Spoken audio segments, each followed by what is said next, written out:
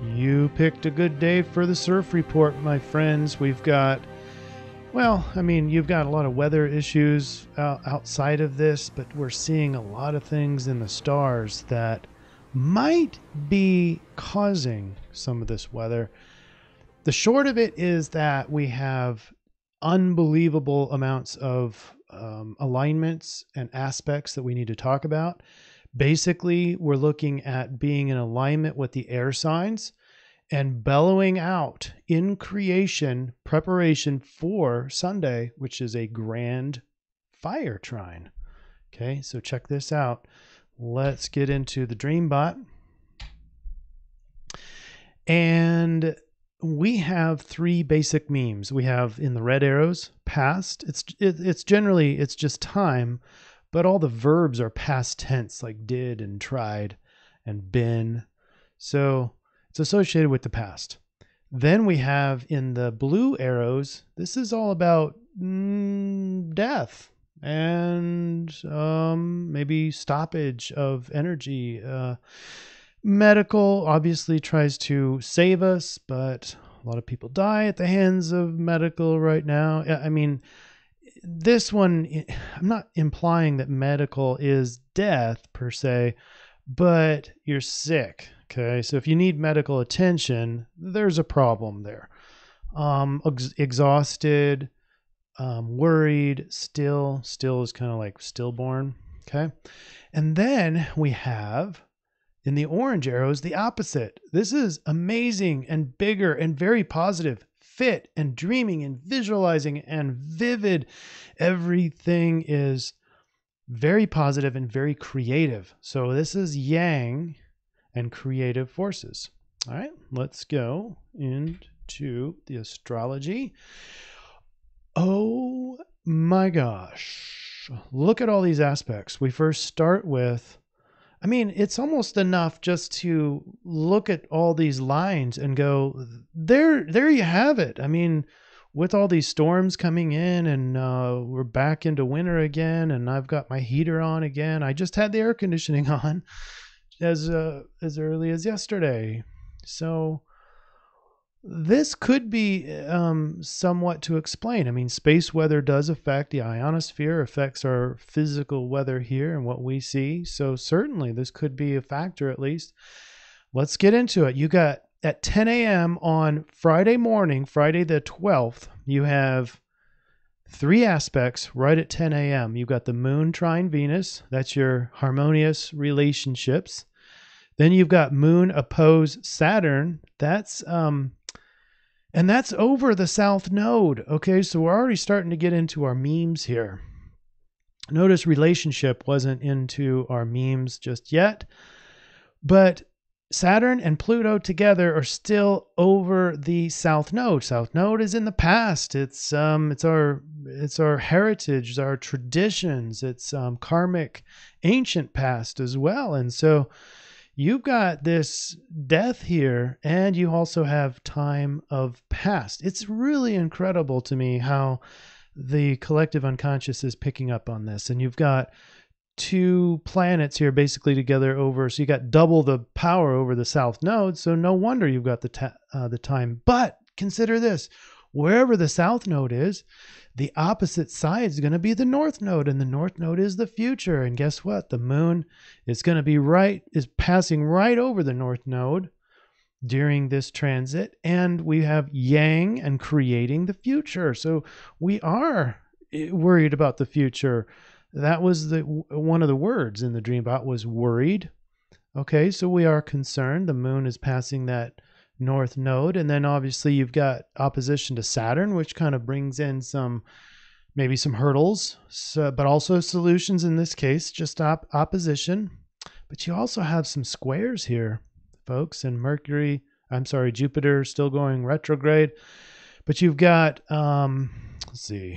Sun square moon. So that's conflicted. You're kind of out of balance energy wise, and that makes a lot of sense because things are kind of winding down in that case, or could be. The yin and the yang are out of whack basically, and then you've got You got another square in there that I don't think that I forgot to put on there, but it's Mercury square Jupiter. I guess it's on this side. Mercury square Jupiter is, we already talked about, actually. Go look at the last one, and that was full explanation in the last CIRF report. All right, so there's just a lot going on. On top of that, Jupiter retrograde. All right, so what does Saturday look like? Saturday, just a couple of squares and one sextile. The moon's going to progress into Leo, tropical Leo, before it hits this sextile with Mars. But all this energy is kind of conflicted. Even the sextile that's a harmonious sextile. That's why it's in green. But it is Mars. Mars being the fighter and stand up for yourself, assert yourself, and all that. And so you've got the Sun square Pluto. Pluto being what? The death and rebirth. What do we have here? B and C, or yin, death, and yang, and creating the future. So you've got both of those in one with just this square right here. And then, of course, everything's changing with Uranus, and it's unexpected change. It's not welcomed change normally with these squares, but it is going to progress your karmic journey. So that's Saturday. Then Sunday, look at this. Everything turns beautiful. And we have harmony in a trine, and we have fire with Leo and Aries and Sagittarius with Sun, Jupiter, and Moon. And it's, because the Moon transits fairly fast, it's going to be a fairly quick one. But this one is pretty much happening all day on Sunday. So you can guarantee yourself the influence of fire is behind you on Sunday. And so let's look at this. This is kind of a really confusing CIRF suggestion. So on this day, I'm adding up all of the lines, and basically the moon's got the most. 1, 2, 3, 4, 5 lines going into the moon, and it's sitting in Sidereal Gemini. Okay. And then the next gaggle over here with all these lines coming in is in Aries. So to me, it's air signs, and the moon is still in Gemini, so we can still be in alignment with air signs. But on Sunday, that changes. And what's interesting is you've got the moon going into Sidereal Leo, so we can actually use the influence, which is fire in this case. And you're not going to be wrong if you go Sidereal water. But see, you got the Jupiter retrograde, you've got Ophiuchus, and then the sun's in Pisces and the moon's in Leo. So it's kind of convoluted. I think it's just make it easy just to kind of go with the influence in this case. But here's the deal.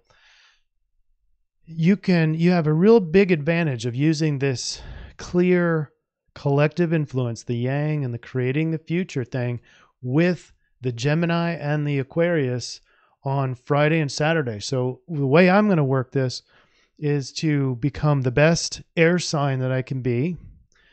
And what that means is becoming, getting into the abstract, getting into the cognitive processes of very much imagining the future, and changing the future is very much Aquarius, but not giving into all these racing thoughts. I mean, don't cause racing thoughts, don't cause all that anxiety, but just calmly kind of go into that mind and kind of conceptualize a better future, period. And that's all that's asked of, well, I'll do this as it's just me. I'm going to conceptualize something that I'm going to put into this world, because on Sunday, that's a grand fire trine. And it's about putting into practice what you imagined from your 2 days of cognitive work and emotional work, and really convincing yourself that this is something I want to do and put out into the world. But you're not putting it out on Friday or Saturday.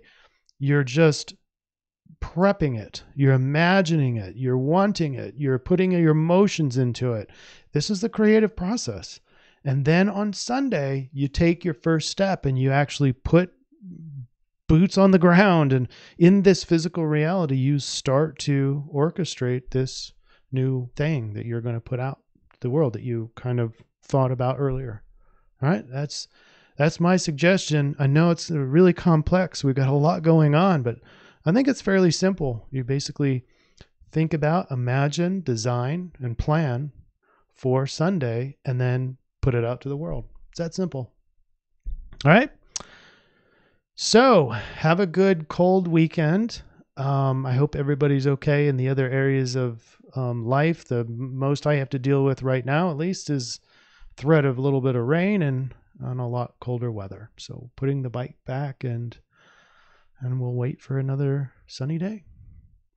We'll see you on Sunday evening. Thanks, everybody.